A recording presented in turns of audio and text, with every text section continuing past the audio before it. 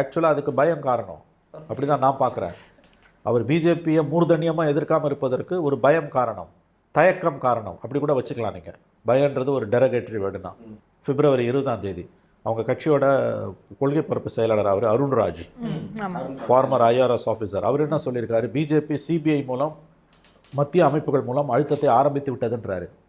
இன்றைக்கி சொல்லியிருக்காரு. இப்போ நீங்கள் சொல்கிற பாலிடிக்ஸை விஜய் ப்ளே பண்ணார்னா that will be an excellent politics.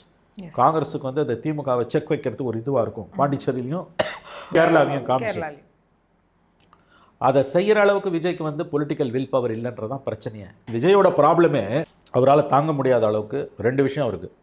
2 problem விஜய்க்கு. ஒன்று, நான் பார்த்த வரைக்கும் அவரால் தாங்க முடியாத அளவுக்கு ஒரு மக்கள் செல்வாக்கு இருக்குது. அவரால் தாங்க முடியாத அளவுக்கு ரியலி அவரால் தாங்க முடியல. அவரோட ப்ராப்ளமே அதுதான். ஏன் வெளியில் வர முடியல? 2வது, அக்ரெசிவ் பாலிடிக்ஸ் பண்ணுறதுக்கு அவருக்கு ஒரு தயக்கம் இருக்குது. பயன்னு கூட வச்சுக்கலாம். ஏன்னா அப்படி நம்ம காங்கிரஸோடு போனோம்னா பிஜேபியை எதிர்க்க வேண்டியிருக்கும். இன்றைக்கி பெரிய அளவில் பணம் வச்சுருக்க யாராலையாவது பிஜேபி எதிர்க்க முடியுமா?